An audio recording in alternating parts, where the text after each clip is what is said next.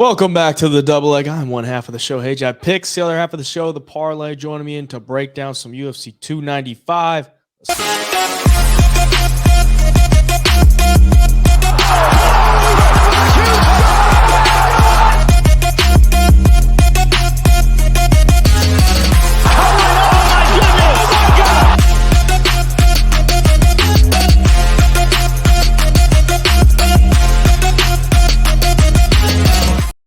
Back with another pay-per-view card, but before we get into that, let's recap UFC Brazil just a little bit. On the night, the premium picks for me went up 5.57 units or 5.7 units, and it was a good night for me. Swept the parlay play board, had a nice 40xer there, and a good night overall. Obviously, the main event kind of disappointed as far as the action went with Derek Lewis and Jailton Almeida. What'd you think of the card? How'd it go for you? Yeah, I thought the card, some disappointments as far as fights getting canceled. Kind of a roller coaster of a card, as a lot of these have been lately. I ended up 2.67 units on the night with 5 bets voided before it was all said and done. So that was terrible, man. That sucked. That we could have really been in some good profit. But I'll never complain about being up over 2 units on a UFC event. Hit some really, really good plays. And overall, just pumped to get to UFC 295 after a good week like that. You killed it. The DFS plays have just been on fire, just sweeping the board left and right. So if you're into underdog and parlay play, prize picks, my boy Hajai right here has been absolutely murdering it. Yeah, it sucked that we lost the Petrosian fight, like, was it 20, 30 minutes before it was about to happen? Yeah. And then we lost a couple fights to the weigh-ins, but yeah, a good card overall. I'm up over 11 units in the last 2 cards, UFC 294, UFC Brazil. So if you want in on the double leg premium, link is in the description for that.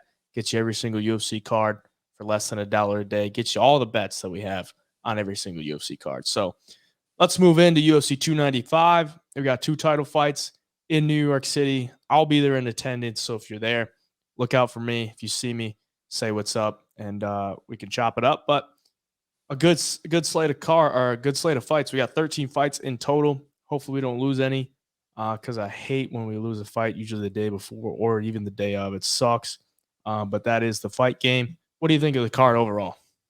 Overall, man, if you love violence, if you love close fights, this is the card for you. I mean, looking at the betting odds, even we're used to seeing these massive favorites and big underdogs, but there's a lot of tight, really close lines on this card. I think we're in for some phenomenal fights, some razor close fights, and a lot of violence, like I said, because we got some heavy hitters, we got some submission artists, we got strikers. I mean, we got it all on this card. I'm super pumped.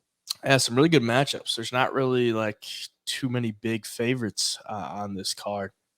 So yeah, let's get right into it. We're gonna go through, give you our picks and our predictions. Give you a little bit of a breakdown on each fight, but these aren't our bets. Once again, if you want the bets, link is in the description for that. But we'll go ahead and give you our leans. Let's start it off with the main event. The light heavyweight championship is up for grabs. It is currently vacant. Yuri Prochazka coming in at -105 against Alex Pereira sitting at -125. Over under 1.5 rounds, -145 for the over, +115 for the under. Alex Pereira already been the middleweight champ. Yuri Prochazka already been the light heavyweight champ, coming off the injury, which happened a little less than a year ago. So he's coming back in some, I don't want to say record time, but supposedly it was a pretty nasty shoulder injury. So it's kind of surprising to see him back. Supposedly he's been ready for a couple months. He's been waiting for this fight. Pereira with the win over Jan Blachowicz at light heavyweight in his debut there. And now he's getting the title fight here. So 36 years of age for him. Both men 80-inch reach. And you see the height. Pereira just a slight inch above Yuri. A lot of MMA experience on Yuri Prochazka's side. Only 3 UFC fights, though. And Alex Pereira, 6 UFC fights, but not a ton of MMA experience. He's got the kickboxing experience, though. What do you like in this one? I think you and I are going to be opposite sides here. I've looked at this fight all week long, and even last week. I've got to side with Yuri Prochazka as it sits right now. That could change as the week goes on. But it just feels like one of those spots where everyone's going to say, like, why didn't we remember how good Yuri was, before the injury, how much power he's got in his hands. He's unorthodox. And, Alex Pereira, phenomenal striker as well. But stylistically, I see some advantages on both sides. And I'll get into them. But at the end of the day, I just see Yuri Prochazka kind of having, more of a game to get this thing done against Alex Pereira. Alex, obviously, with the kickboxing is phenomenal. Knocked out Israel Adesanya, or TKO'd Israel Adesanya, which you don't see happen hardly at all unless it is Alex doing the job. And, his only loss being to Izzy as well in the I guess in the quadrilogy, or if you want to call it, and then goes and then beats Jan Blachowicz. But something about Yuri and his style just makes me think he's going to be able to cut these angles and give him different looks he's never seen, and hit him with some shots he doesn't see coming. I feel like in the fights with Izzy, the big right hand that hurt Alex was the one he never saw coming, that right hand, kind of that hook. And I think if Yuri can kind of imitate that, or even find even more unorthodox shots to hit him with that he doesn't see, he's going to have some success. And we all know Yuri has phenomenal power, has knocked out a ton of guys, put guys out cold. And I think that's um, you know, a situation and a outcome that could happen in this fight against Alex. For Alex, though, if you come in there and you just stay to your game plan, get the leg kicks going, and he's obviously going to have success too. He's always going to, against the striker, Alex Pereira is always going to have his moments. But in this spot, man, I just think Yuri comes back with a vengeance. This dude, he lives, breathes, eats mixed martial arts. And I think, he's kind of destined to come back and grab that belt again. But I think it's a razor close fight, man. I don't know if either one of these guys finish each other. I think it's going to be a hell of a lot of fun. But I want to pick Yuri Prochazka. What do you got on this one?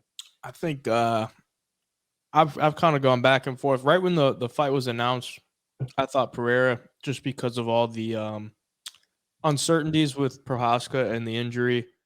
And honestly, if you look at his UFC career, it's not like yes, he was the champion, but he came in, fought Volkan Oezdemir, was losing the fight until he knocked him out. Fought Dominic Reyes, who everyone knocks out at this point in his career, but he got hurt by Dominic Reyes a couple times, and then ultimately knocks him out in the second round, and then was about to lose to Glover Teixeira, of 42, 43-year-old Glover Teixeira.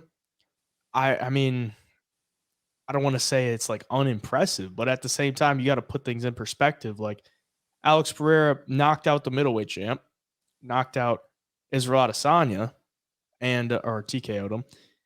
Did get knocked out by him in April. I was there for that, and then beat Jan Blachowicz. So I just go into this one thinking Alex Pereira, he's been more active. He should be healthy. He should be strong at 205, where he's not having to cut all that weight. Maybe the chin was a little bit better for Yuri Prochazka. If you just look at the stats, in his UFC career, 40% striking defense. That is just atrocious. That is so bad. He leaves so many openings on the feet that I think Pereira should be able to take advantage of. He is unorthodox, so maybe that'll throw Pereira off a little bit. But I'm thinking, Prochazka's been off for a long time. He's probably going to be, I don't want to say out of his game, but it'll take him a little bit to get into his game, maybe get into a groove. I think Pereira, once he starts hitting you and once he can start finding those spots, I think he'll, start to find him more on point, and he'll be able to hit him pretty dang hard. Pereira, double champ in kickboxing, so it doesn't really scare me that he's going up in weight. We saw him against Jan. He was able to stop the ground game. Could Yuri use his ground game? Sure, but it's not really something that he really goes to. It's not really something Jan goes to, but he felt that he needed to do that. So if Yuri Prochazka comes in here and just stands with Alex Pereira, I think Pereira is the cleaner striker and the better kickboxer. So I think it's Pereira all day. Obviously, Prochazka could knock him out and maybe clip him with something. That's MMA. That's what we're watching here. Anybody can get knocked out on any given night. But I just look at the stats. I look at who they fought. Pereira is being more active. I just think he wins this fight. I think it is a pretty fair line considering what Prochazka being an ex-champion, I think it should be a fairly close line, but I think Pereira's the play for me. I don't see a way where Prochazka is able to come out here and look better on the feet. I just don't. He hasn't really possessed that. It's not like in any of these fights that he's had in the UFC where he's like clearly the better striker. He's just getting hit way too much. And for Pereira, he can rock the leg kicks. The striking defense is a lot better. And I just believe that Pereira should be able to go in there and get a dub. The age is really the only concern for me. Like, he's 36. I do like that he's up in weight, so it helps him a little bit there. But, eventually he's going to have to start fading. Hoping it's not this time because he's my pick. And hopefully he doesn't get knocked out again, because last time I saw him live in person, he got knocked out. But he's fighting at MSG. New York has been his city. That's where he won the middleweight championship. And that's where he made his UFC debut. So he's gotten TKO victories in both of those. So I'm hoping he could do it again. He'll be my play. You worry about the chin at all? I don't really, because it was at 185, and it was like it was a shot to like the side / back of the head. Obviously he could get caught. Like Yuri Prochazka's got some big power. He's got how many KOs on it in his career? But I just think all signs point to Pereira at this one. Yeah. You got anything else? Yeah, no, it's like I said, super close fight, and I've gone back and forth. It's hard to really be super confident for me on either side. For Alex, though, I think if you say like which one of these guys is more durable and I don't know if you want to say has that more of a dog in him, but for me, I just kept looking. Like, Alex is durable, definitely. He's been hit before. Izzy obviously, flatlined him, whatever. But Yuri seems to get hurt and hit badly and just fights through to where, guys, once they realize they can't finish him, it's almost a little defeating for him. And then going forward, that's when Yuri turns it on and starts having success. It's even like Dominic Reyes had Yuri in some trouble and was piling up some damage on him, and then he just ate it, walked through it, recovered, and then he got the finish himself. So yeah, I don't know. I hope we get a back and forth fight either way. I think it's going to be a ton of fun, and two high level strikers. But you do make some good points about Yuri's striking defense, because the stats aren't good, and you watch his fights and he definitely gets hit. And the one thing that I was hanging on to when I was kind of siding with Pereira is that Yuri's hands are always so far down, and Alex brings that high kick up so fast, and he brings, with his striking is super fast, and he's almost deceiving with how fast he is. So that could be the demise of Yuri here too. And you got to factor in the shoulder injury. So there's a lot of things to look at. But you going with Pereira, I'm going with Prochazka. It should be a fun one. Hoping to make it 4 straight dubs on picking Pereira. I had him against Izzy the first fight, took Izzy the second fight, had him against Jan, so I'm taking him here against Prochazka. Hopefully we can keep the good reads going. The interim heavyweight championship co-main event here at UFC 295. Tom Aspinall coming in at -125 against Sergey Pavlovich, sitting at -105. Over under 1.5 rounds, plus 175 for the over, -215 for the under. Are we going to get one of those Almeida Lewis fights where everyone's on the under is so chalked, and then we make it to a decision somehow? I would be baffled if that happens in this one, because I don't see a way where one guy lays on the other for 5 rounds. So these guys, 2 of the fastest finishers in the UFC. You see Aspinall there as a slight favorite. I believe he's been the favorite in every single one of his fights. Pavlovich just on an absolute tear since he took that loss to Alistair Overeem, knocking everyone out in the first round. This one, I've been waiting for this one for so long. I'm glad it got added to this card. Honestly, I think it's a better fight than John Jones Stipe. Doesn't have quite the height, but this is the future of the heavyweight division. Who you liking in this one? Yeah, I think we're going opposite again on this one. I like Tom Aspinall, and for a couple of reasons. One, I think the athleticism, obviously Pavlovich is an athlete and he's big, hits hard, but Aspinall, all in all, like with the footwork, the speed, he's got the wrestling and the ground game, and he hits hard, obviously, as well. I think that could benefit him here, because if Sergey can't come out here and get this first round finish, And, there's a lot of hype in this fight. It's a lot of energy. And the first round goes by, and all of a sudden he starts slowing down. I think Aspinall's going to be the one who's going to look better as this fight goes on. And he can rack up some damage and really wear Pavlovich out and then kind of take the fight from there. But as always, Pavlovich is going to be super live in that first round. It just kind of depends what happens in that first round is what's going to, decide the outcome of this fight for sure. But with Aspinall, comes off the knee injury, looks good against Marcin Tybura. Not really the best competition, if you ask me. Tybura is a vet. He's got some wins under his belt, got a lot of losses as well. But other than that, he beats Volkov by submission in the first round, beats Spivak by TKO in the first round. Andrei Arlovsky, older, and then, Collier, Badeau, not the highest level of guys. But, when he's out there, and he's fighting some of these other heavyweights that are a tad slower than him or aren't as athletic. He looks really, really good. And I think it's all about the footwork with him. Like I said, he's more of an athlete, in my opinion, and it takes him far in some of these fights.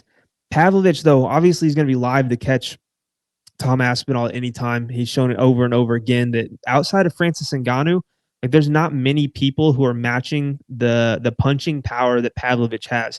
So he's always live, especially in round one. You see the majority, if not all of his finishes coming in the first round. So that's another thing for me too. All these round one finishes.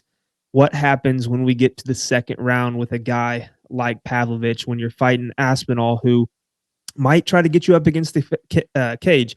He's probably not as strong as Pavlovich, but the more times he tries to do that, the more times he engages in the clinch. It's just going to wear down that Pavlovich gas tank. For me, I think Aspinall's got what it takes. Another super close fight. And then the last factor that really swayed me was looking where all the money's coming in this fight. 72% of total bets are on Sergey Pavlovich. 79% of the total money is on him as well. And, he's still a slight underdog. So I don't know. That doesn't sit right with me if to be picking and betting on Pavlovich. So in that situation, I think I got to take Tom Aspinall here. If I remember correctly, Sergey Pavlovich had about 80% of the money on him against Curtis Blades when he was like plus 140, plus 150. He was an underdog to Curtis Blades, and there was all the money on him. Still able to come through. Now, I've been a big backer of Tom Aspinall. I was on him like every fight. And obviously, I've lost once against Curtis Blades. I would have loved to see how that fight played out if he didn't get injured within the first 15 seconds. And I'm a huge believer in Tom Aspinall, but I ain't going against Sergey Pavlovich. I'm just not going to do it because as much as people want to say Aspinall is going to be more athletic, he's going to be faster, I don't think it's going to be that big of a difference. I really don't. Listen, Sergey Pavlovich is he's fast too. I mean, he doesn't look as athletic as Tom Aspinall. Aspinall is more light on his feet. But the way that Pavlovich can blitz you, he's connecting with your face before you can even realize it. Like his hands are as fast as they come. So in this one against Tom Aspinall, I just don't see a way where he's able to pull this off easily. Like the only way he can really pull this off in my eyes is if he takes him into deep waters. But even then, we haven't seen Tom Aspinall pass the first round other than against Andrei Arlovsky. But that's Andrei Arlovsky. Like we haven't seen Tom Aspinall go into deep waters either. So in this one, I think Pavlovich is a tough matchup for him because Pavlovich is going to come forward. It's not like Tom Aspinall can just dance around the outside against him. Like Pavlovich will make you fight him. He will absolutely make you fight him. You're going to have to choose. Like, are you going to stand and trade with him? Are you going to try to take him down? Well, one guy's been able to take him down, and that's his only pro loss. But since then, nobody's been able to take him down. So I don't think going in here that Tom Aspinall is going to be able to take him down with ease, nor do I think Tom Aspinall is going to be willing to trade with him in the pocket. So I think Pavlovich puts the pressure on him early.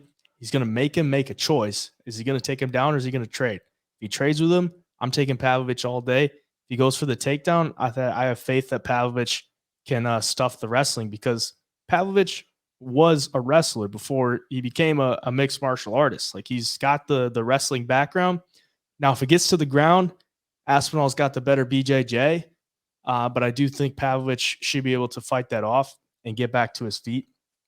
But honestly, I just don't think he's going to take him down. I really don't. You look at how freaking thick Pavlovich is and the way he was able to sprawl on Curtis Blades. There was no chance Curtis Blades was taking him down because True. he sprawled that instantly. Like, there was no chance he was getting that. And I think it really comes down to Aspinall has to make a decision. I don't think either decision is going to work out well for him. So I got to go with Sergey Pavlovich. I just think he's been the guy. He's been prepared for this date, at least. He was going to be the backup for Jones Miocic. He's been prepared for this date. Aspinall is on, 2 weeks' notice? A little less than 2 weeks' notice. I think, Aspinall hasn't even fought in the U.S. since he fought Sergey Spivak back in 2021. All of his fights have been in London. Pavlovich trains in the U.S. If I saw the embedded correctly, Aspinall just got here like 2 days ago. So I think everything points to Pavlovich in this one too. He's going to be my pick. I've been an Aspinall guy for a long time, but I don't like this matchup. I got to go with the Russian. Plus, when are you going to go with the Englishman over a Russian? Like, if you just think about, I was watching the countdown earlier today, and Aspinall was talking about how he couldn't get fights over in England because there wasn't like heavyweights that he could fight. Pavlovich got those heavyweights in Russia. Like, he's been fighting guys for a very long time that are much better than the guys over in England. And we know that those Cage Warriors fades. Tom Aspinall from Cage Warriors. And in the UFC too, honestly, not that impressed with like his wins in the UFC. Obviously, they're impressive performances, but when does a win over Marcin Tybura get you a title shot? Like, never. That is just never a thing. Pavlovich, though, wins over Curtis Blades, Tai Tuivasa, and Derek Lewis, all within the past year and a half. So I think all signs point to Pavlovich in this one. He'll be my pick. You got anything else? What are you thinking as far as how long this fight goes? Because two of these guys, the two guys fighting are obviously the two guys who have the least amount of, I guess, octagon time per fight. They're finishing their fights extremely fast, usually under 2 minutes, 2.5 minutes. So do you think that kind of offsets each other and we get a little bit longer of a fight this time? Do you think this thing goes over a round? Do you think we see the second or not? Honestly, don't. I think it's Pavlovich first round KO. I really do. I just don't think Aspinall's going to be able to like fight the way that he wants to fight. If the way he wants to fight is to stay to the outside or even mix in the wrestling, I just don't think he's gonna be able to do it. So I think it's Pavlovich first round KO. Once he starts landing on you, you have to make choices. Like, he's one of the guys where if he hits you once, he stuns you once, he's gonna pounce. Yeah. And so I don't think Aspinall has really been hit that hard either. Like, he's gonna have to make decisions very quickly before he realizes what hit him. Pavlovich is already hitting him with other shots. So I think it's Pavlovich first round KO. Would you take round 2 to start at plus 200? Now that is interesting because if Aspinall wins, I think it could be like round 2, round 3. But, then you're getting some plus money on round to start or fight to start round 2. So that is interesting, but I still think it's Pavlovich round 1. Yeah. Strawweight bout, Mackenzie Dern, minus 175 against Jessica Andrade, sitting at plus 145. Over under 2.5 rounds, plus 145 for the over, minus 175 for the under. Jessica Andrade. Now, this is one where I'm like, what are we doing here? We're getting Jessica Andrade. Not sure what her management is really trying to do, but this is her 5th fight in 2023. She's on a 3-fight skid, and 2 of those skids or 2 of those losses have come via submission. And now she's getting the BJJ wizard in Mackenzie Dern. So I can see why Mackenzie Dern is the favorite. Jessica Andrade's been around for a long time, got a lot of experience, but she's on a losing streak here.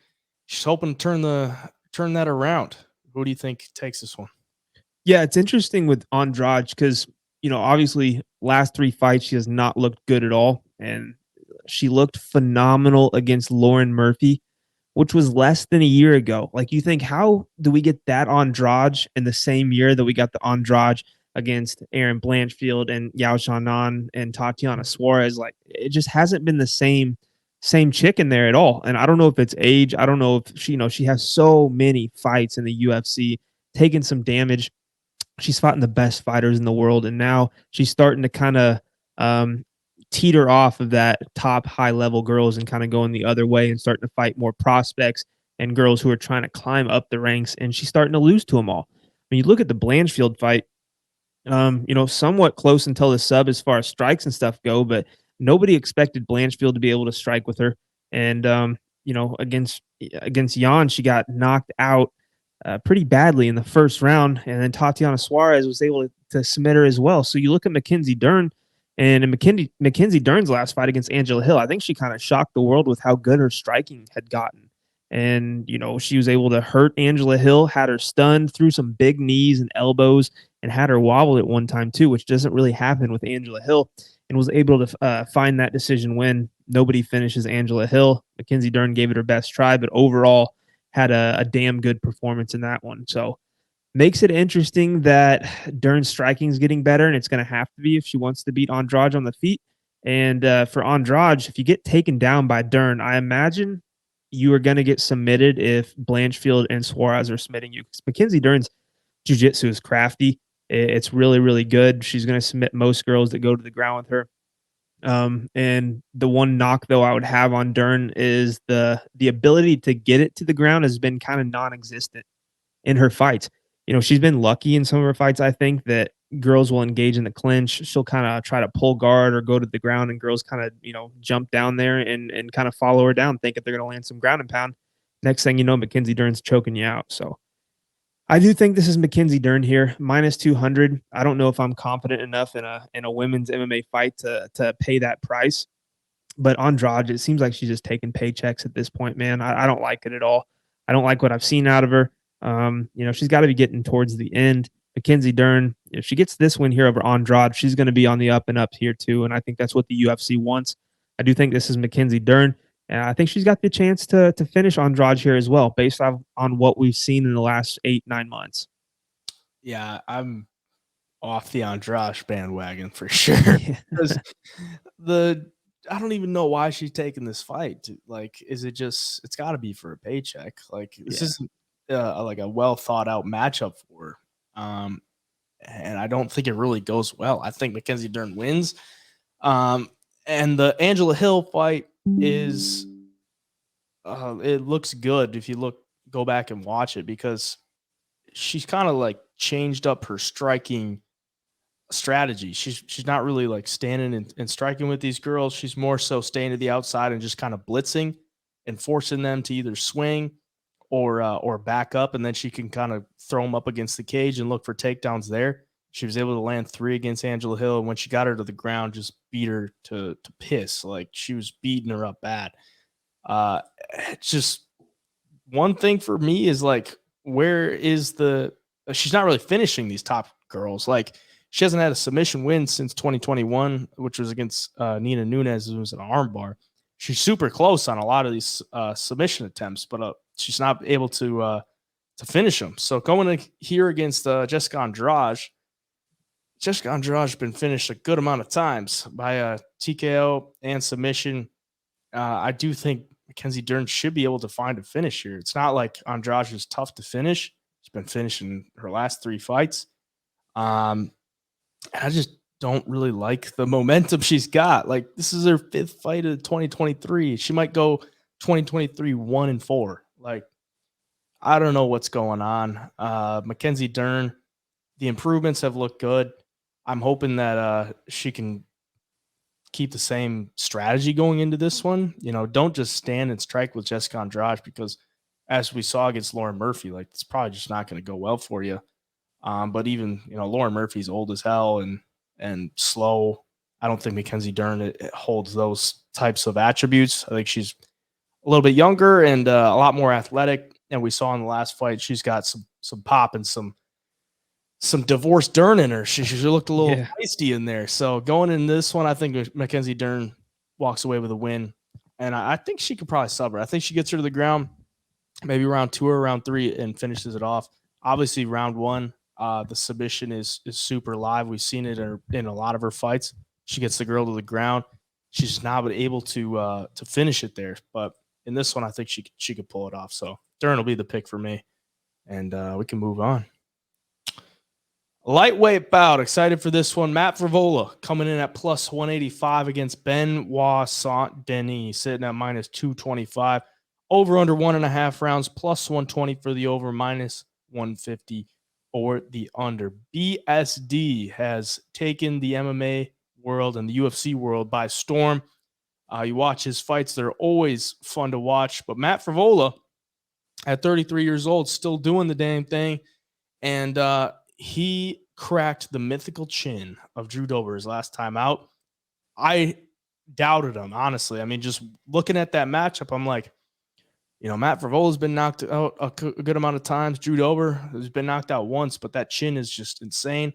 Still able to pull it off. I mean, that was a beautiful performance. I don't think he could have had a better performance than he did his last time out. In this one against BSD, like, he's going to have an even better performance because BSD has been that guy coming up, and it just looks like nobody really wants to fight him. You're in there, like, you're in for a beating. You're in for a war. You better come to fight. Both these guys have served for their country, fighting on Veterans Day. It should be a great fight. Who do you like in this one? Yeah, man. I gotta stick with Benoit Saint-Denis here, and I hate doing it because I love Frevola. I love his style. I love the energy, everything. And but I look back at some of his fights. Terrence McKinney was able to put him out in the first 7 seconds of the fight. Marco Polo Reyes was able to crack the chin, and Saint-Denis hits like an absolute truck. And having the ability to put Saint-Denis out too is like next level because it doesn't seem like anybody has much success knocking that dude out, no matter how much they try. When you saw, Thiago Moises hit him with some good shots, wasn't phasing him at all. Ismail Bonfim came out really hot. That didn't end well for him. And I think looking at the Bonfim fight and how he stayed composed and was able to dominate him, and then looking at the Thiago Moises fight, which a lot of people thought was going to be really close, and how he outstruck him, he out-grappled him, took him down 5 times, absolutely beat him to a pulp. I mean, you look at Thiago Moises' face after that fight, and it was nasty.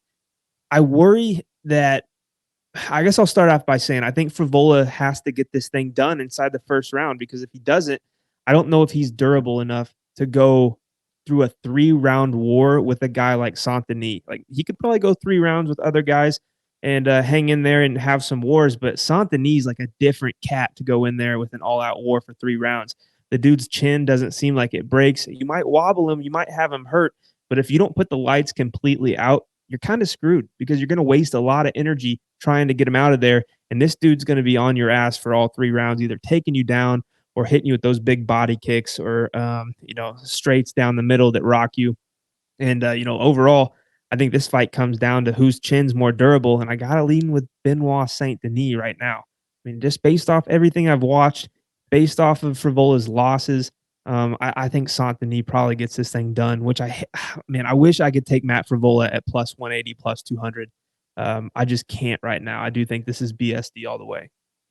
Yeah, here's the thing. Like, I don't want to go against either guy. I really don't. Exactly. I love both of them, man. I like both of them, and it's scary to go against both of them. But for BSD, it's eventually going to happen. Like, he's going to get KO'd eventually, because you watch his fights, he takes some big shots. Like, he has a very porous striking defense. He will stand there with his head high. He'll throw big hooks, and he'll get hit. But I don't want to say it doesn't phase him, because he gets hit, and you could tell he got hit. But he's still able to power through it.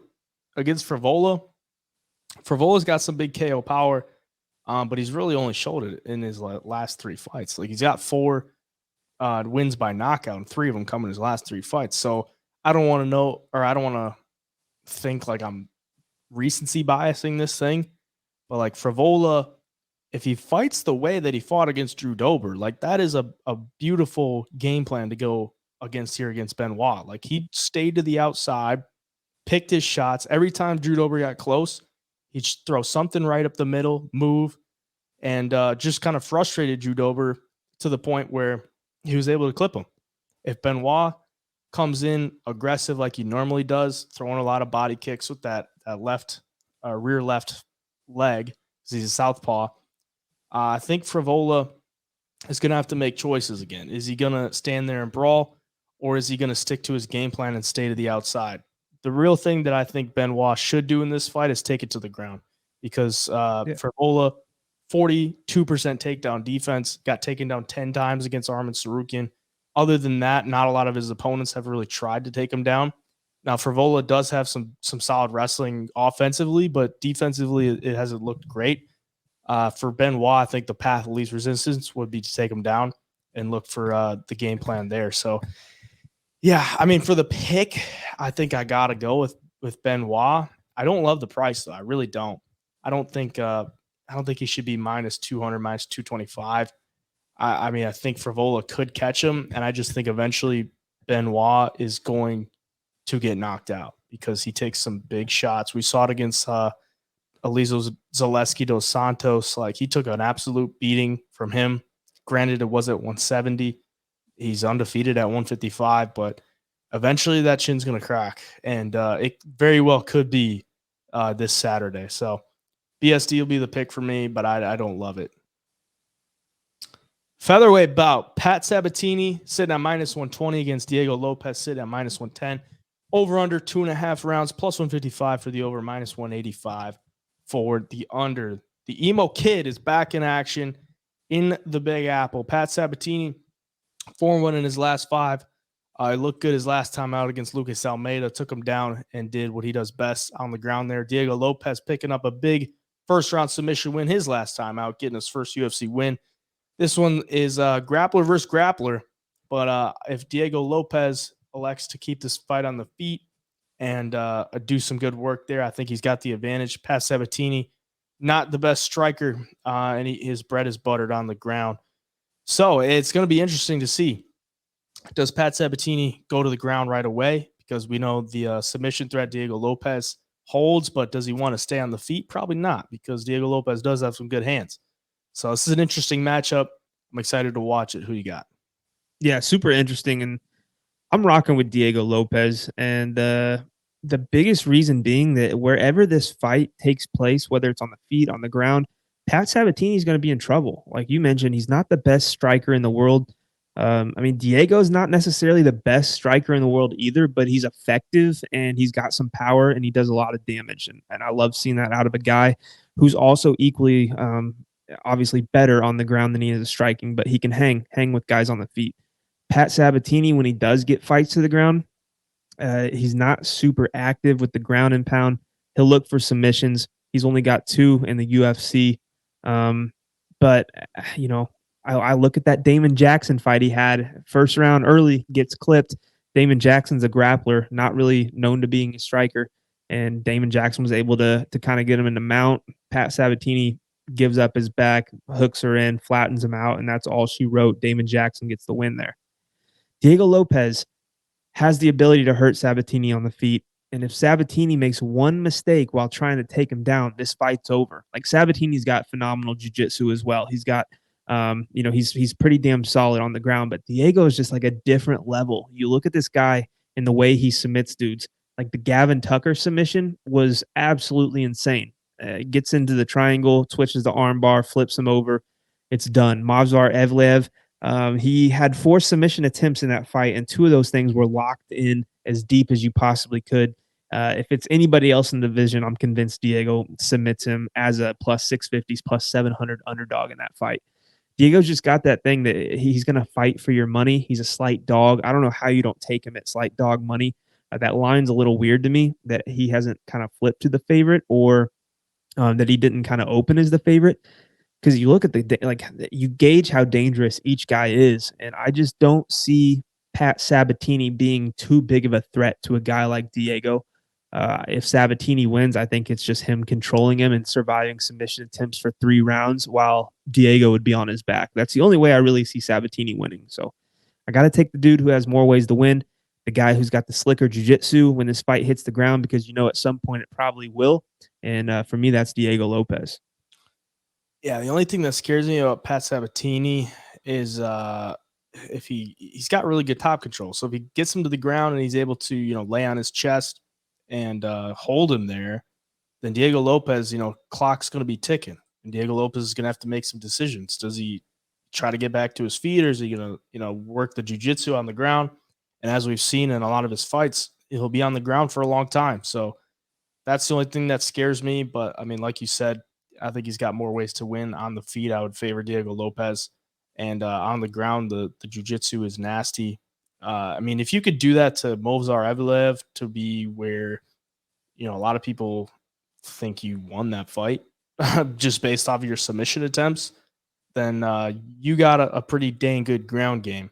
And a lot of those were so close to getting locked in, to the point where something might have snapped. So, yeah, if you're Pat Sabatini, do you really want to take this guy down? Like, do you want those problems on the ground? I'm sure he'll go that way because he doesn't really know any other way. But it's a scary place to be. And Pat Sabatini, he's been knocked out twice in the first round. I mean, Damon Jackson knocked him out. I think Diego Lopes could catch him on the feet early as well. So Diego Lopes is going to be the pick for me, and hoping the emo kid can get another dub. Flyweight bout, Steven Erceg sitting at -160 against Alessandro Costa, sitting at +130. Over under 2.5 rounds, -145 for the over, +115 for the under. Costa coming in after a win over Jimmy Flick. This will be his third UFC fight. Came into the UFC fighting Amir Albazi, which is a tough draw for your UFC debut. Steven Erceg picked up a massive win in his UFC debut against David Dvorak. Came in as a pretty sizable underdog against a ranked opponent, able to go in there and get a decision win. That was back at UFC 289. He's on another pay-per-view here. Looks like a pretty dang good prospect out of Australia. I guess contender now, because just beat a ranked guy. So this is a good fight. I believe the original matchup was Erceg and Matt Schnell. Matt Schnell pulls out. And seems like we get a better fight because the line came down on Erceg when Costa came in. So it's a good fight. Flyweight fight's always fun. This is the featured prelim, so we're expecting a good fight here. Who you got? Yeah, the first thing that jumps off the page to me, especially watching tape, is how big Steve Erceg is for a flyweight. 125 pounds. He's 5'8", and he's long too. I think that's going to take him far in this fight, and probably a lot of his UFC fights going forward. With Costa coming in against Amir Albazi is probably the hardest draw you could possibly have for a UFC debuter. I mean, Albazi beat Kai Kara-France, a close fight, controversial, whatever. Albazi's sitting up there probably looking at a title shot in the next year. That's your first UFC fight only, a year ago? A little less than a year ago, I guess. And he looked pretty damn good, all things considered, in that first round before he got finished, later in the fight. But Erceg, against a guy like David Dvorak, I'm pretty sure was Dvorak ranked at all around 15 before that fight? Mm-hmm. And not the deepest division, but he looked really good, did some damage on the feet. Erceg's going to shine when this thing hits the ground. That's where he does a lot of his best work. He's long. He locks in some good submissions. So I think the game plan for him is going to have to be to get it there, because with Costa, like, the guy's got some good striking and he's got some power. And if he can close the distance and land some shots, it's going to get interesting, because we've seen Erceg on the regional scene get hit before. Sometimes his hands drop and his chin goes up when guys are coming at him and throwing shots, which worries me at this level. And it definitely worries me against a good striker like Costa. But at the same time, man, 5'8" is a big height advantage. He's going to be harder to hit than Costa probably thinks. And with Erceg on the feet, what he does do well is he uses his kicks to the body, the front kick, and he eats guys' legs up to kind of keep guys off of him until he can kind of get the fight to the ground and do what he wants from there. I do think Steve Erceg wins this fight. I think the odds are pretty fair right now. He's not a massive favorite by any means. I think based on both guys' career so far in the UFC, with Erceg's one fight and Costa's two fights, I think Erceg probably looks like maybe the better prospect right now. And I'm going to stick with him here for the pick. I think he does get it done against Costa, but probably a decently close fight if I had to guess. Yeah, the thing that impressed me about Erceg the most in his debut was the striking, because we saw in the regionals, he's gotten a lot of submission wins, and then he went out there against David Dvorak, hurt him on the feet, and was able to stand with a guy who's pretty decent striker. Low volume is David Dvorak, but Erceg was able to get the better of the exchanges and hurt him. So coming in here against Costa, who fights out of the same camp as Diego Lopes, I'm pretty sure that's why he's taking this fight, be on the same card, get the team going there at UFC 295, and it's a ranked guy here in Steve Erceg, or at least I think he's around 15 or a little around there.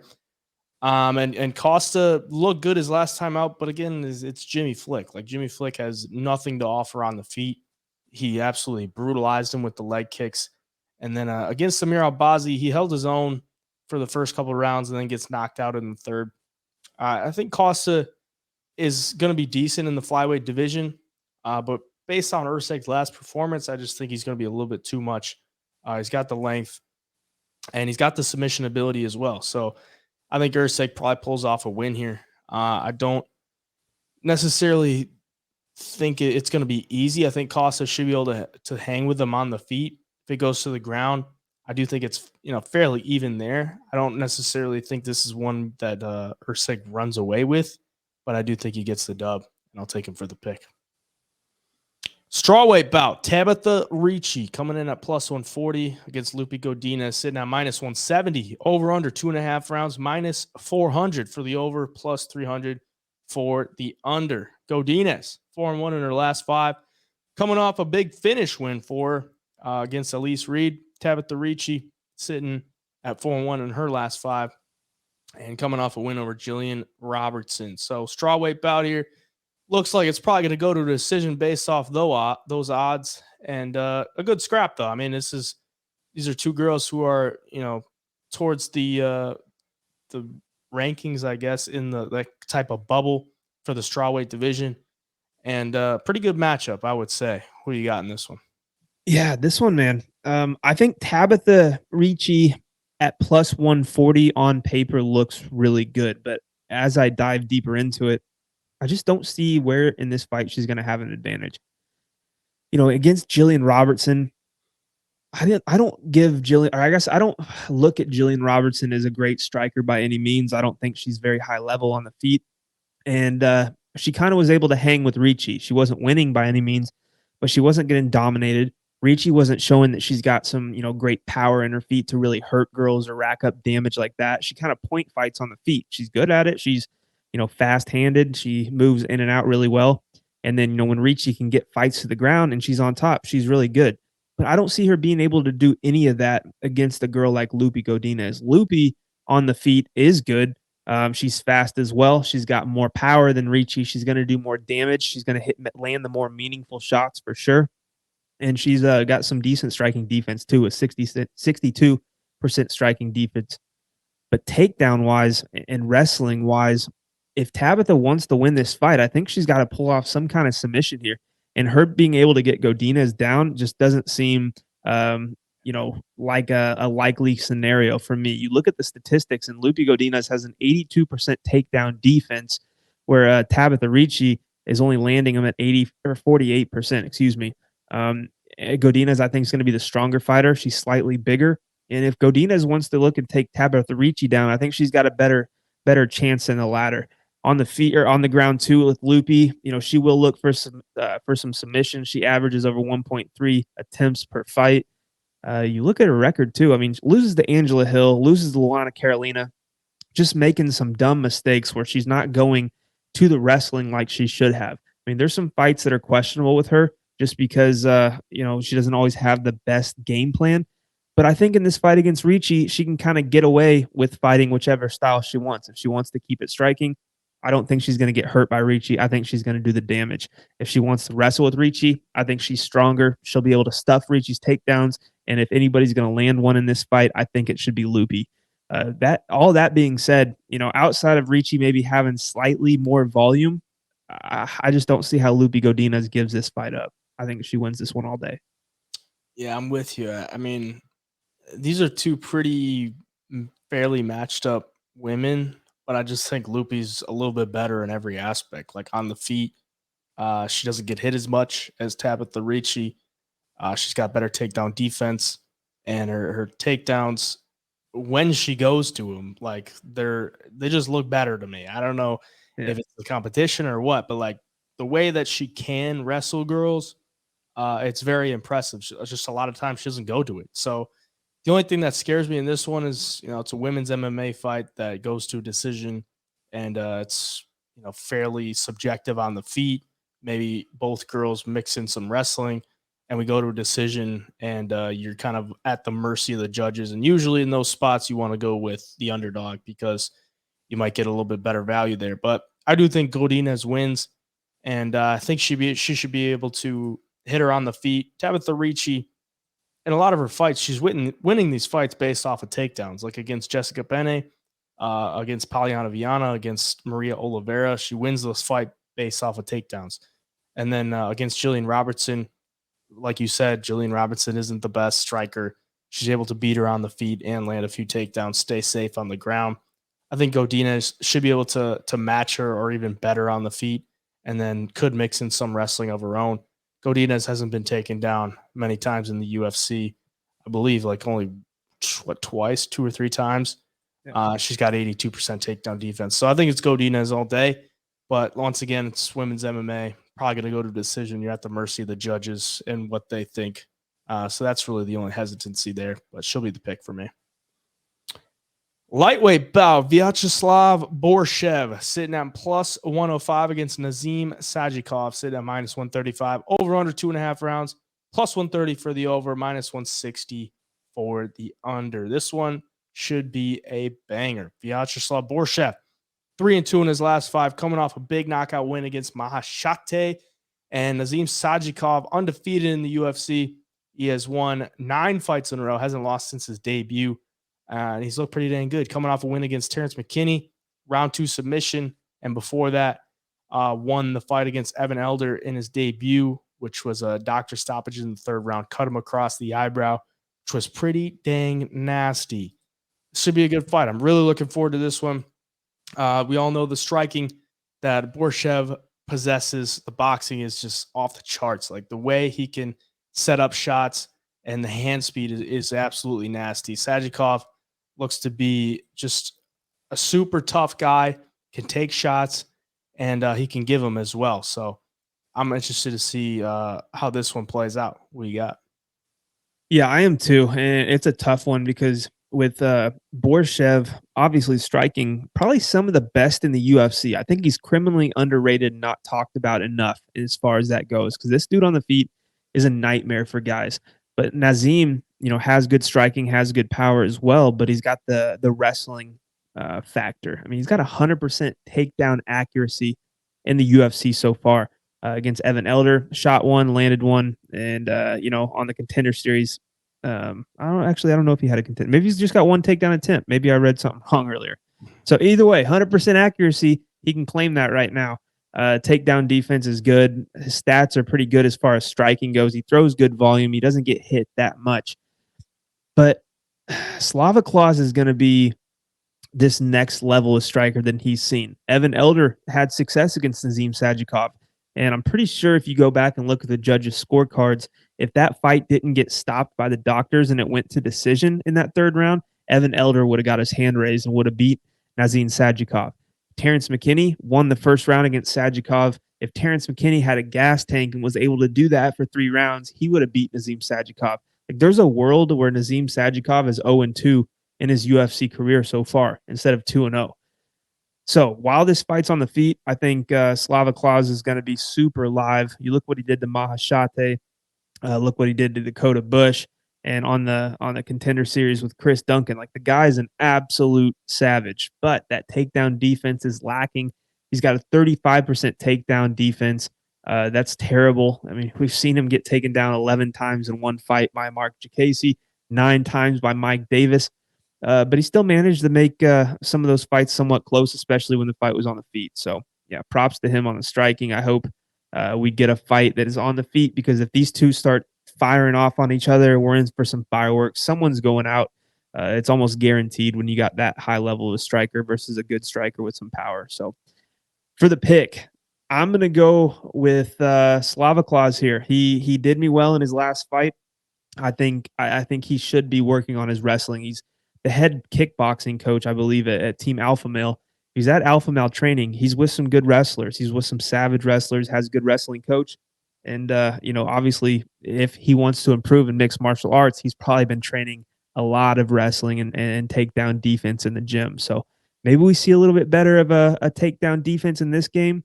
Maybe Nazim wants to stand and trade with him until he gets cracked, and then that's when he starts shooting takedowns. Who knows? But I got to stick with the guy who can put your lights out at any second, and he does so in spectacular fashion. So give me Slava Claus. Yeah, I think Nazim would be fairly stupid to stand and trade with Vyacheslav Borschev because the path to victory is there. Like, take the guy down. That's how he's losing fights. Take it down 11 times by Jacasey. I mean, Jacasey, I was there for that fight, and Jacasey just laid and prayed. And in the next fight, taken down 9 times. It was a close decision, but Mike Davis landed 9 takedowns and threatened with a submission. So, yeah, I mean, if you're Sadykhov, you got to go to the ground game. You can't just stand and strike with Borschev because he'll eventually pick you apart. I mean, we've seen it in multiple times in the UFC and on the Contender Series. Like, if he's on the feet, he's dangerous. Those hands are disgusting. Like, it's such a beautiful thing to watch him strike because the way he can mix it to the body, to the head, and you never really know what's coming. For Sadykhov, the thing that scares me is I don't know if he's going to take it to the ground. And on the feet, he's been knocked down by Evan Elder. And his style is really to kind of wear you down and take you into deeper waters and eventually put you away or take a decision. Like, a lot of his finishes come in the 3rd round. But if he doesn't mix in the wrestling early, I don't know if it's going to make it there because Borschev will get you out of there pretty early. So, yeah, this is an interesting one because, if I had 100% faith that Sadykhov is going to go in there and take him down, I like him. But I think Borschev, considering what he can do on the feet and hoping that the takedown defense has improved, I think he's the value play, at least at plus money here against Sadykhov. So I'll take him for the pick, but not one I'm too confident in. Lightweight bout, Jared Gordon coming in at -180 against Mark Madsen, coming in at plus 150. Over under 2.5 rounds, -280 for the over, plus 220 for the under. Jared Gordon coming off the no contest headbutt from Bobby Green, and he was scheduled to fight Jim Miller, and then that fight fell out because he had the concussion. That was like a month after that. So eventually going to get a fight here against Mark Madsen. Mark Madsen been off for, I believe, a year. He hasn't fought since the Grant Dawson fight. He's 39 years old. Looks like he's been working on some of that striking, and he's going to need it here against Jared Gordon because the way that Mark Madsen has been winning a lot of his fights are taking people down, but he can't do a lot of damage when he takes them to the ground. So a lot of those fights are a little sketchy once they hit the scorecards. A couple of older guys here, 35 and 39. What do you got in this one? Yeah, for this one, Mark Madsen, phenomenal wrestler. But you mentioned it, and exactly what I've been thinking all week, and I've got it in my notes, is that when he gets fights to the ground, he just doesn't do anything with it. Like, he might win off control time, and he might get a lot of takedowns in fights, but that only works up until some point, and you're going to hit that level of competition with guys that can stuff takedowns and who are able to get back up to their feet. And, that's a tiring game plan, and that's a tiring pace. And with a guy like Jared Gordon, who will be a lot better striker than Madsen, in my opinion, as far as, how technical he is and everything, I don't think it's going to pan out well for Madsen. He might win a round, maybe that first round while he's fresh, gets a takedown, holds Jared Gordon down. But I think Jared Gordon's a good enough wrestler to hold his own, at least for that first round. His takedown defense is at 62%. He's got a wrestling offensive attack too, where, he lands a couple of takedowns per fight notoriously in his UFC career. So he's not going to be like a fish out of water when those two tangle up and start grappling. While it's at space, though, like, I don't think Jared Gordon looked terrible against Bobby Green up until the no contest, the headbutt, and then gets knocked out. I don't think he looked bad against Paddy Pimblett. Those two were like neck and neck as far as strikes goes. Leonardo Santos, he absolutely beat the brakes off him and was able to get that decision win. And he outstruck him 116-36. Like, this guy may have some losses on his record, but he's got a lot of experience and he's fought a lot of the top guys and he's landed some good shots on some of them and he's racked up some decent volume over the course of those fights too. So, for Mark Madsen, if he can't go get those initial takedowns, Jared Gordon's going to do more damage here. I think Jared Gordon's going to be faster. Mark Madsen, almost 40 years old. Jared Gordon, not a spring chicken by any means, but he's probably got a little bit more left in the tank at this point in his career than Mark Madsen is. So I like Jared Gordon to win this fight. I think he could really do some damage on Madsen. Madsen's going to be hard to finish by knockout, but guys that are pushing 40, sometimes that chin starts to go. So yeah, give me Flash Jared Gordon in this one. Yeah, for Mark Madsen, I don't know really where he goes from here because he got ragdolled by Grant Dawson a year ago. It's been off for a year. He's 39. He's coming back here against Jared Gordon. It's like, okay, if you pick up a win against Jared Gordon, what do you do next? Like, he doesn't have a ton of MMA experience. Obviously, was the Olympian in Greco-Roman wrestling. I mean, the wrestling is there, but it doesn't really translate to the best in MMA because when he gets you to the ground, he just can't do much. And Jared Gordon can get taken down, but he's still able to get back to his feet and win a lot of the fights that he does get taken down in. Got taken down 7 times by Grant Dawson, still able to land 77 significant strikes. So that means, he could battle through it, get back to his feet, and land some damage on there. I think Jared Gordon probably wins this one. I don't love going against Mark Madsen because if he does get you to the ground and he just lays there, that's like the worst. When you got a guy that's just getting laid on and you're like, okay, this is terrible to watch. Get this off my screen. Like, I'm going to lose this pick or this bet because this guy's just laying on him. But I do think Jared Gordon should be able to get a win here. Keep it on the feet as much as he can. And Mark Madsen at times, even against like Clay Guida, didn't land a single takedown against Clay Guida, but was still able to get the win against Clay Guida. So, I mean, he's not like a terrible striker. I mean, it's very basic and it's nothing to write home about. I think Jared Gordon should be able to outstrike him on the feet and stuff some takedowns, get back up to his feet, land some damage. He'll be the pick for me. Bantamweight bout, Kyung-Ho Kang coming in at plus 115 against John Castenada, sitting at minus 145, over under 2.5 rounds, minus 245 for the over, plus 205 for the under. 36 years of age for Kyung-Ho Kang, 31 years of age for John Castenada. Kang coming off the big win against Christian Quinones, round 1 sub, and it was a thing of beauty. Cracked him on the feet, got him down to the ground, and put him away. Castenada, a win over Muin Gafraw by decision, and a good bounce back win for him after the loss to Daniel Santos. Who you got in this one? Yeah, I gotta lean dog or pass in this one with Kyung-Ho Kang. I gotta take him. I thought he looked really good in his last fight against Christian Quinones. Obviously, Quinones maybe too much too soon for him at that point in his UFC career. For Kang, though, I think this fight you're gonna see maybe his experience kind of take him far against John Castenada. I think John Castenada is a good fighter, but I think he's still younger to the point where he's going to make some mistakes. Not younger, but he's experience level in the UFC. Like, we see him in some of these fights, like against Daniel Santos. Like, he'll make some mistakes, and he'll kind of drain that initial gas tank at times.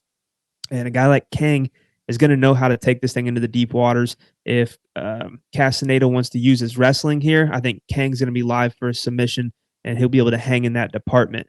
If Castenada wins this fight, I think it's because this fight stays on the feet for 3 minutes, and Castenada just does better with the boxing and fighting at range here against Kang. Like, Kang's not a bad striker. He's not a powerful striker by any means, and he doesn't have the most volume, whereas Castenada does have a little snap on his shots, and he also throws a higher percentage and a higher volume as far as the output goes. But Castenada likes to get into these striking matches early. As the fights go on, he will shoot some takedowns, maybe when he gets a little bit tired. And when you do that against Kang, a guy who has good cardio, a guy who goes to decision a lot, has a lot of experience in those later rounds, I think that's when he's going to start taking over. And that's when he's going to start looking better in this fight. Not even taking over, just making this a close dogfight, in my opinion. I don't think either guy here is going to run away with it. But it all comes down to that UFC experience for me, man. In a close fight like this, I think I got to lean with the guy who's it's a decent underdog in Kang. And, even Kang, in some of these grappling and wrestling exchanges, if Castaneda does start making some of those mistakes, Kang's going to be extremely live for a submission. He's got a lot on his record. He showed it against Godinez. So if he can do that, or if he can even get a takedown of his own in this fight and work from top position, I think he's extremely live to put himself or set himself up for some kind of submission or to steal a few rounds here at the least. So yeah, I got to take the guy with dog money next to his name in a fight where I think it comes down to who's going to make the less amount of mistakes. And I think that's Kang here. Yeah, I think this is a close fight too. It's a good matchup. The thing about Kyung Ho Kang, he's been in the UFC for 10 years, which is crazy, and he's still doing it. 36. Obviously, he had the time off because of the military service for South Korea, but coming in here, I just based off the wins in the UFC, nothing jumps off the board to me. It was a good performance against Christian Quinones, but that was only his second UFC fight. Before that, wins over Danabagari, no longer with the UFC. Just a lot. All of his wins really are like guys that aren't even in the UFC anymore. And then the loss to Ronnie Yaya back in 2021 doesn't look great to me. Castaneda been a little bit more active. The win over Gafarov was underwhelming. The loss to Daniel Santos, it was a hell of a fight. And he had Santos hurt early in that fight and then ends up kind of gassing out, or at least the pressure got to him a little bit, and he gets finished there. And then the win over Miles Johns looks pretty good. But for Castaneda, I would encourage him to go to the ground in this one. Obviously, got to be safe against the submission attempts. But I think he could do work on the feet and mix in the wrestling and do good work there. So I think Castaneda should be able to get the win here. I'm not like a huge believer in Kyung Ho Kang, not a huge believer in John Castaneda either, but I just think Castaneda's got a little bit more of a well-rounded game coming in here. And the thing about Kang is like the volume at times is just super underwhelming. Like he gets outstruck by Bakary, gets outstruck by Pyong Hon Lu. Like he's losing these fights, getting outstruck. It's just not a good look when, judges are basing it off of damage nowadays. And Castaneda does have some pop in his hands. So I'm going to go with Castaneda. Don't really love either side in this one, but he'll be the pick for me. Flyweight bout. Joshua Van coming in at minus 225 against Kevin Borjas, making his debut at plus 185. Over under 1.5 rounds, minus 260 for the over, plus 210 for the under. Joshua Van made his UFC debut against Zhalgas Zhumagulov, picked up a big win there as an underdog. Kevin Borjas was on the Contender Series, picked up a win as an underdog there. He's an underdog here in his debut. Should be a good fight. Couple of young guys, 25 years of age for Borjas, 22 years of age for Joshua Van. Flyweights are always fun to watch. Both these guys got some really good striking on the feet. I'm excited to watch this one. Who you got? Yeah, I was surprised to see Kevin Borjas as this big of an underdog, if I'm being honest. Borjas 9-1 in his professional career. I mean, he's looked really good on the regional scene. Gets a hard-fought decision win on the Contender Series and has kind of shown that he can do or he's got kind of a well-rounded game. If you watch him, he's tough as hell. He does a lot of damage while fights are on the feet. He's powerful. He's durable. I mean, he's kind of can do it all like in that aspect, I guess. For Joshua Van, though, the one major red flag for me is that the kid is only 22 years old. And we saw it last week with Denise Gomes. Like sometimes these fighters just aren't ready for this level, or they run into somebody who hits a little bit harder, who has slightly more volume, and they kind of crumble or break. I mean, Joshua Van came into the UFC fighting Zhalgas Zhumagulov, who is notorious for having a ton of losses on his UFC record. I thought he was cut from the UFC, honestly, and they brought him back, and he's fighting Joshua Van. I mean, he won that fight convincingly to me, but it was close enough to where one judge saw it for Zhalgas Zhumagulov, so he gets the split decision win. If you're not blowing a guy like Zhalgas Zhumagulov out of the water in your first debut fight, I don't know how you're a minus 200 favorite, or damn near minus 200 favorite, over a guy like Kevin Borjas, who's extremely tough. You know, these Peruvian fighters are coming into the Contender Series, into the UFC, and are just absolute dogs. They don't stop. You can't put them out. They're powerful, and I just can't justify Joshua Van being this big of a favorite. That being said, you know, if you're going to give me plus 180 to plus 200 on Borjas, I think I have to take that all day long based on what I've seen in the regional scene so far and what I saw in the Contender Series. I think he's a well-rounded fighter. I think he's going to have a good chin, and he's going to dish out some damage too. Joshua Van had some good striking against Zhalgas Zhumagulov. He wasn't overly powerful by any means. He's pretty fast. He had a really good outing, but you know, coming up against Borjas, if you can't put him out, he's probably going to walk through your shots and land some damage himself. And I just can't, I guess, justify taking a minus 200 favorite when he's 22 years old, not a lot of UFC experience or experience in general. So give me the underdog here. I'm going to take a shot on the dog. I think there's value there. Give me Kevin Borjas. Yeah, I'm with you. This was actually a rebooking because they were supposed to fight on the Contender Series, but then Van got the call to the UFC, and then Borjas had another opponent. He fell out, and then he fought Victor Diaz on the Contender Series. So he was on short notice. Victor Diaz was a pretty sizable favorite against Borjas, and looked like it in the first round. Took him down, threatened with some submissions, and then after that, Borjas just kind of took over. Everything on the feet, he was piecing them up. The hand speed is there. The striking is there. I think these are two strikers that I think are just going to throw down. And I honestly think it could turn into like a 3-round war type of thing, or maybe a late finish.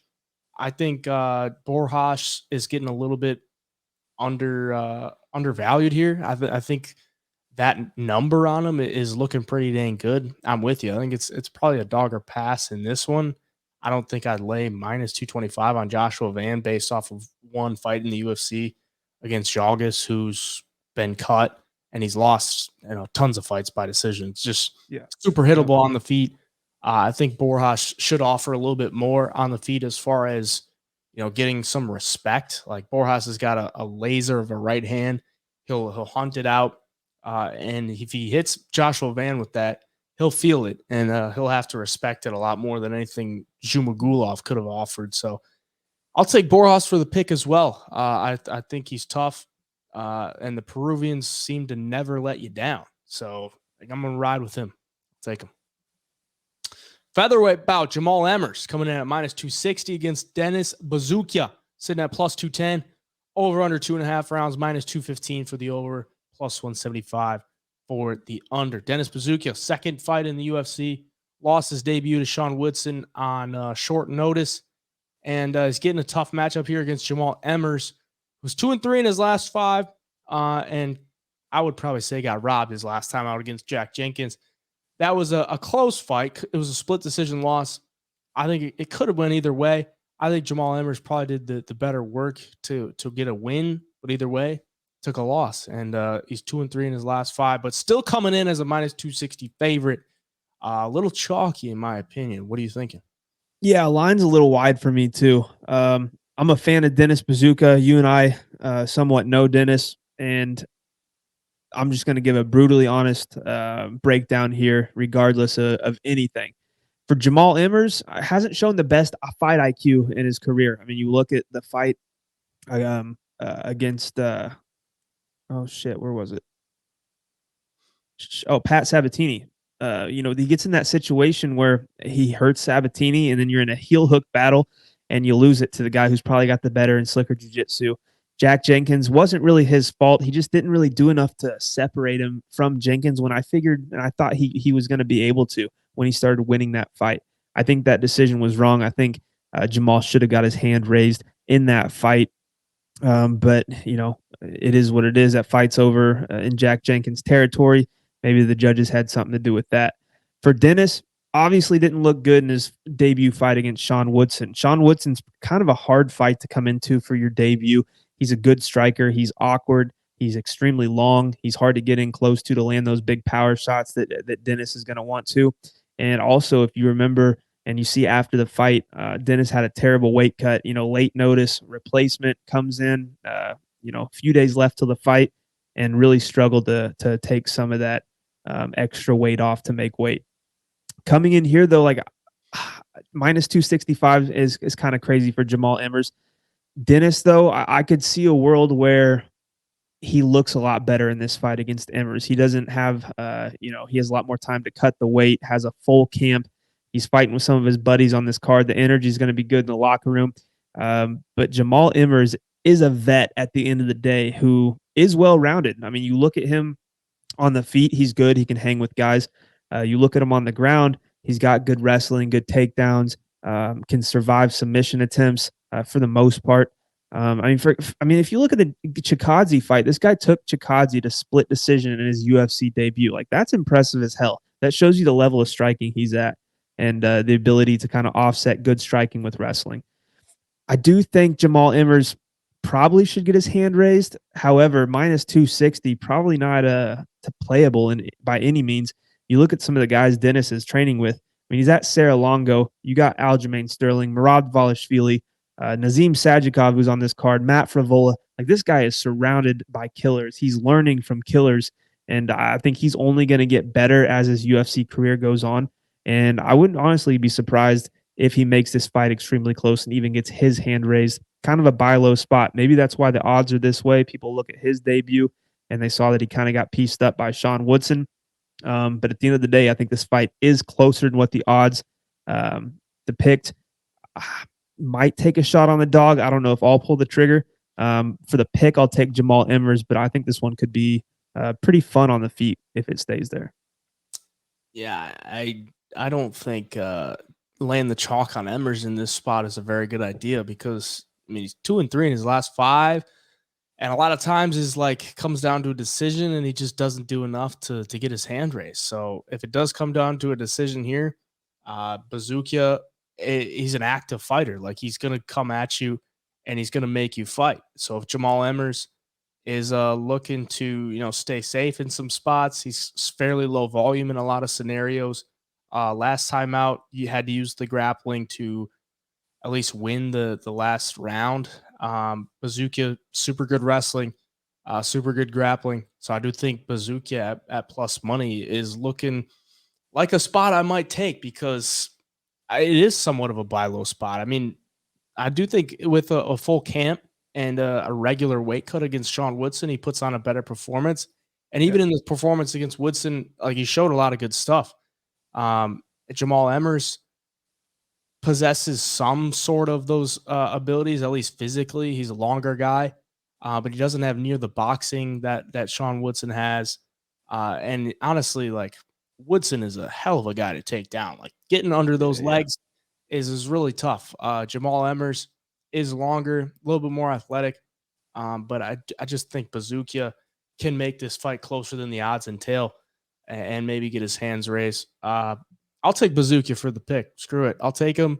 I won't be betting Emmers at that price whatsoever. And the home team of Sarah Longo is going to be out in full force. So interested to see how the team does. And I'll take Buzukja for the pick. We don't have a slide for Rebecki versus Roosevelt Roberts because this was just added. But we'll go over it. Mateusz Rebecki coming in as there's no odds for it either, but he's probably going to be a pretty sizable favorite against Roosevelt Roberts, who was on the Ultimate Fighter this past season, didn't make it to the finals, fought Austin Hubbard and took a loss, and then Hubbard goes on and loses in the finale. But Roosevelt Roberts, been in the UFC before, got some UFC experience. Rebecki was supposed to fight Nurullo Aliyev, and Aliyev got hurt.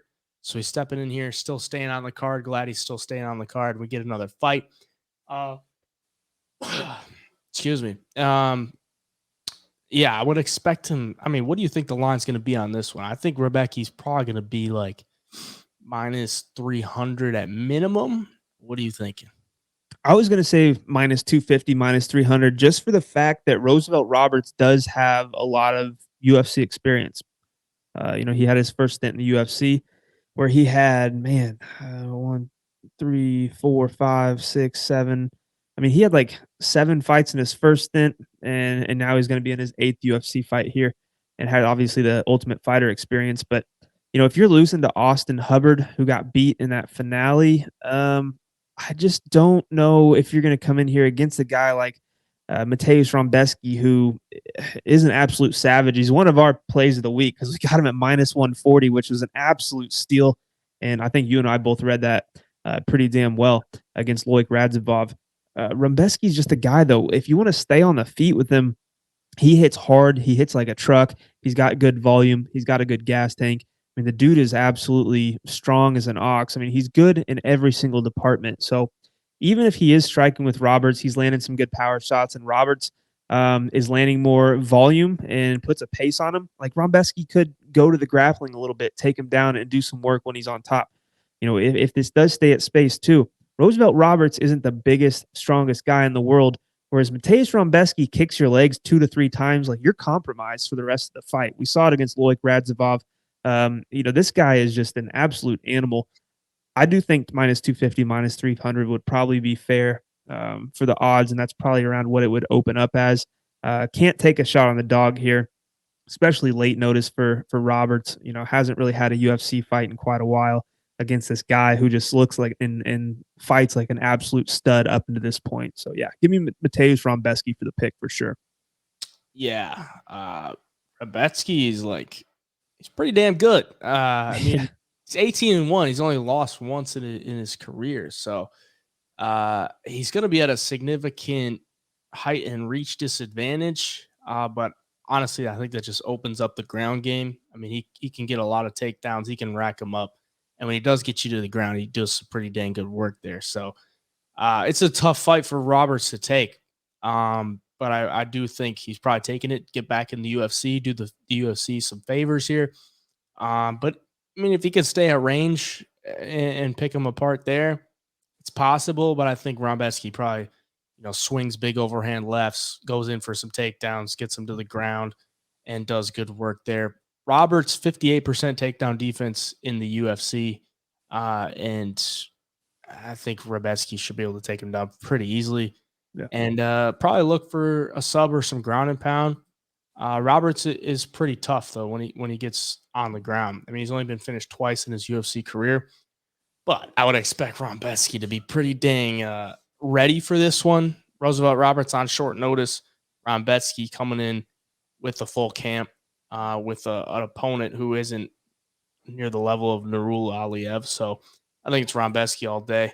If it's under 300, I'll probably be all over it. But I would expect it to be -300 or higher, or at least that'll steam as the week goes on. So, yeah, he'll be the pick for me. And those are the picks for UFC 295. Once again, if you want the bets, premium membership is in the link in the description. Gets you every single UFC card every week for less than $1 a day. All the bets have been on a hot streak. My picks have been profitable in each of the last 6 weeks, so let's try to make it 7. I'll be there in attendance. So if you see me there, say what's up, and yeah, we could chop it up. How you feeling going into this one? I feel good, man. In the last 7 weeks, I've hit let's see, 1, 2, 3, 4. 3 plays over plus 1,500 and 6 plays over, counting those 3, over plus 900 or plus 850. So, yeah, we've hit some super good plays. You've been on fire with the DFS, with the straight plays as well. I mean, everything's kind of looking up heading into the end of the year. You and I both looking to end the year strong. Like you said, man, jump in the premium. You could spend the same amount as you would on one Starbucks coffee a week just to be a part of our Discord community and get all our bets, stats, data. So really one of the cheapest in the game that I've seen at least, and you're getting a lot of bang for your buck, especially heading into a big event. I think you and I have notoriously been good with the pay-per-views here this last 6 months. So I'm looking forward to it. I think we're going in with a bang. Yeah, let's say you bet $20 units. If you would have tailed my picks from the last 2 weeks, you would have paid for the entire year. So it's well worth the shot. Well over 30 units on the year. So stay tuned to that. And as always, Stay tuned at the Double Leg on Instagram. We'll give out our free play there.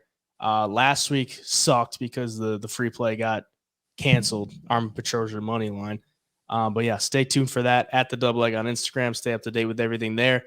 At HI Picks on the medias for me. I'll give out some free plays there as well on my page for DFS. Where can they find you? All social medias at the Parlay MMA. All right. Till next time, we'll be recapping some UFC 295. Good luck to everyone. Hope you hit them. The Double Leg signing.